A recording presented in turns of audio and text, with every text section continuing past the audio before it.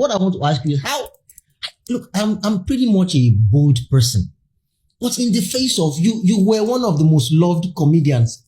And ever since you declared your support for APC and the candidacy and the presidency of President Bola Ahmed Tinubu, there are certain quarters that hate you passionately now. They don't even support my shows anymore. Yeah, they don't. I mean, how are you living with? Why would you? Who? When? What? You know, the thing is, you might not support me today, but I want to be 70 and 80, and I see my children enjoying the benefit of the sacrifice I've made today. Because I tell you wholeheartedly, not with any sentiment, if Bola Ahmed Tinubu cannot redirect the ship of Nigeria, no politician currently can do it. None. Not Atiku, not Peter Obi, none of them. None.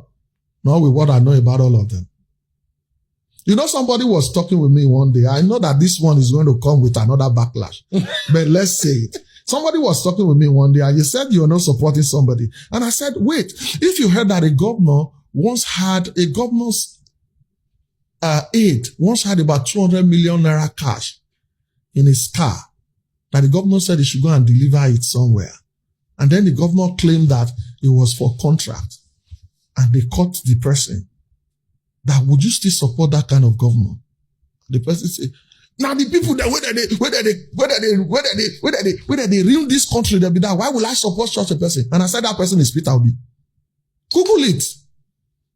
That person is Peter Obi. But you don't know about that because you choose to be blind by your followership. I said every this time. This is true and can be confirmed. Google it. Is now. I said there was a governor who once supported another candidate that wanted to become a godfather until his person fought against him. And the person came out to say that he was demanding for 7.5 billion naira from him for the money he used to support him. And he said, now those APC governor. And I said, that's Peter Obi. That was what Obiano said. And once it is the person they support, automatically it becomes is a lie.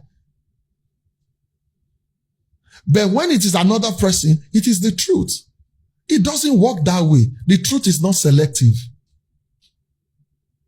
The truth, no matter the years, remains what it is. All of you that are shouting about a candidate today, we saw your previous post about the person. You can accuse Chief Bola Ahmed Tinubu. You can accuse him about corruption in Lagos, but you cannot accuse him about his achievements that he didn't achieve in Lagos. And then when you accuse him of corruption, I ask them something.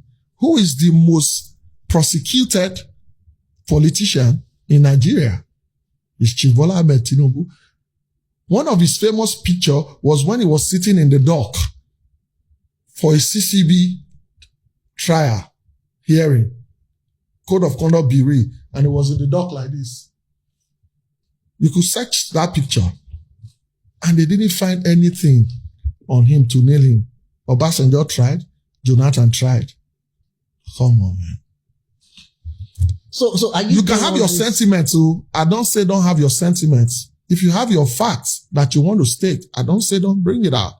Please state it. But in this Lagos that I lived in 1999, and whenever I argue with people or they talk, I simply ask them, do you remember Lekki 98? You remember the RCCG Lekki 98? No, what happened there? It was revival. The Lekki 98 was the revival that happened before we transitioned into democracy. That happened in Lekki Beach. No, I don't remember. Oh, Lord. So anybody who doesn't remember can't get involved in an argument with me about the transition that happened in Lagos. And it is factual because I remember at that Lekki 98 revival, after the program was done in the morning and we had to trek from Lekki to Falomo or Balende because there were no cars, there were no buses. Which of the Lekkis? Lekki after Jakonde. Not even Lekki 1. Not Lekki 1. Not Lekki 2. And the place people call Osapa London today was a swamp. It was a swamp. You like that people were selling fishes at that roadside where you have Mobil filling station today. These are not things that people told me. These were things that I know. I witnessed it. Lekki Phase 1. What was Lekki Phase 1 in 1998? Go and check video of when Tinubu was breaking ground for the second phase of Lekki Phase 1 in 2002. When they built the Oyekon estate that is inside Lekki Phase 1. Do you remember that? A lot of these young people don't. They'll tell you how many estates did Tinubu build. Do they know about Abraham Adesanya estate? Do they know about the schools that he built in Lagos? Who came and changed schools into junior secondary and senior secondary so that schools can accommodate more people?